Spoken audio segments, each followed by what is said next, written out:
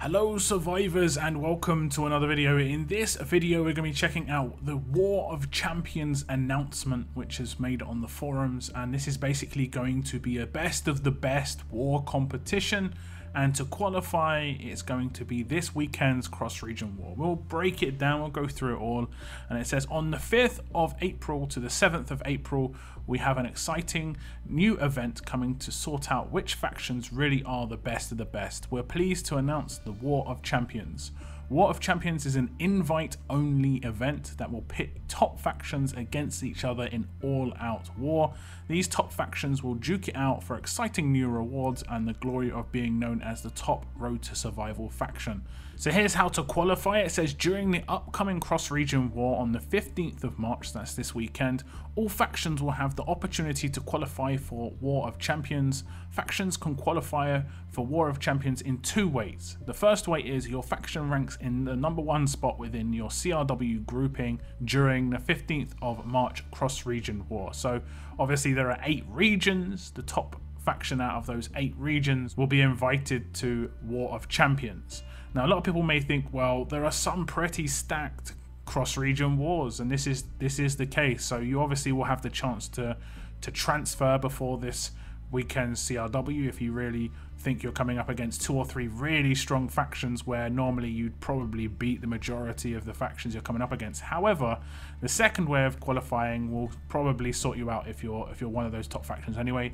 If your faction is not in the #1 spot in your CRW grouping, your faction can still qualify for War of Champions by being in the top 10 for most points scored during the 15th of March cross-region war. So if you're in 2nd or even 3rd place, if you're still getting huge amounts of points, it's I guess going to be the top 10 non-qualifiers. So for instance, it'll take all the people who qualify in this spot and it will eliminate them from the top scoring, and then basically the top 10 non-qualifying positions will basically be invited as well. There will be a total of 40 factions who will qualify for the event, 30 factions who are in the #1 CRW grouping, and 10 factions who are not #1 in their CRW grouping but score the most points during the CRW across all regions. Okay, so there we go. So now we're going to look at how War of Champions works. On April the 5th, 2019, we will open an exclusive War of Champions region that will host the War of Champions event.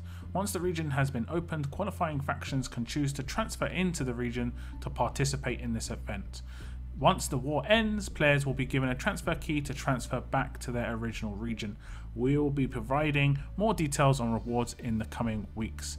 So obviously there's going to be 40 factions. You have the option to transfer. It's not 100%. I think the majority of people probably will transfer, obviously, as long as the rewards are good. The idea would obviously be that 40th place would still get good rewards, otherwise you could get better rewards by not transferring, and there's always going to be someone who's in 40th place. That's just the way it is, and it will be very new. It'll be very different for a lot of those factions, because a lot of those factions aren't used to not coming first, because obviously they're coming first all the time, or top 2, top 3 all the time, depending on their matchups. But there'll be factions coming in legitimately 30th and 40th place, which are just not used to it. It will be all-out war, but I'm guessing the matching will be pretty good. They probably should just not have any sort of matching, so you can match anybody, not just like you're only matching against certain people, just because everyone's meant to be the best of the best there. So it should be, it doesn't matter who you're matching against. Or maybe everyone wars against each other a certain amount of times. I don't know, but it's probably not going to work like that. It's probably going to just work like a normal all-out war. There are some important notes here, and it says War of Champions will be an 8 versus 8 all-out war. Players in qualifying factions based on the qualifying event described above will receive a free transfer key and exclusive transfer access to the War of Champions exclusive region. So you don't have to actually pay the coins to transfer or to transfer back, because you get given a key to transfer back. After the War of Champions is over, a free one-time region transfer key will be provided to all players who participated so they can transfer back to their original region. No other events will be scheduled after the War of Champions on this region, so please ensure that you transfer off the region after the event. Players must be on an outbound transfer enabled region to be eligible to participate. That's a little bit of a shame, because there could be some really strong factions in non-outbound enabled. It's unlikely, because generally the stacked factions are going to be ones that have obviously had players transfer to them since transfers has opened and are older factions. non-outbound transfer enabled regions are generally not as strong regions. That's just the way it goes. Players on regions that are not inbound transfer enabled, for example low population regions, may not be able to return to their original region, so as these will not be re-enabled for inbound transfer after War of Champions. That is a shame in a way, but I'm guessing there's a couple of regions that are just going to be rubbing their hands with glee because they're going to be losing one of the big factions in their region, and they're going to basically have a little bit more freedom to score in certain events, and that could be good for certain regions, I guess, or at least for the people remaining in it.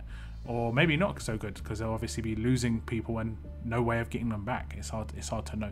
War of Champions rank results will be shared via the in-game blog and on our forums.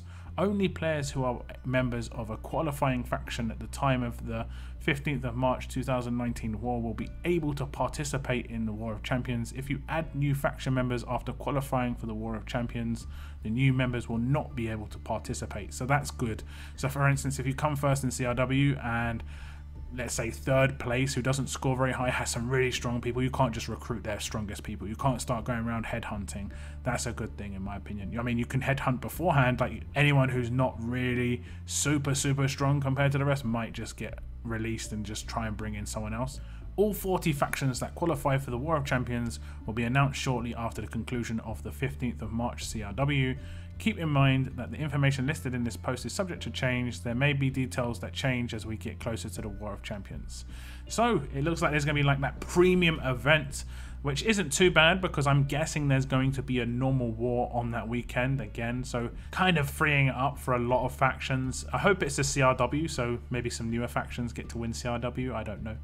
But it's interesting. It'll be interesting to see what the sort of rewards are going to be like. Like I said, the top 40, all top 40 have to be good to make this a real good thing in my opinion for everybody. Otherwise you're going to be getting better rewards by not transferring. But that's it. Tell me what you think about War of Champions. Are you in one of these factions that could potentially hit those, you know, top places in CRW? Is your faction looking forward to it? It will be interesting to see, but that's the end of my video. Thank you very much for tuning in, and as always, keep on surviving, guys. Keep on surviving.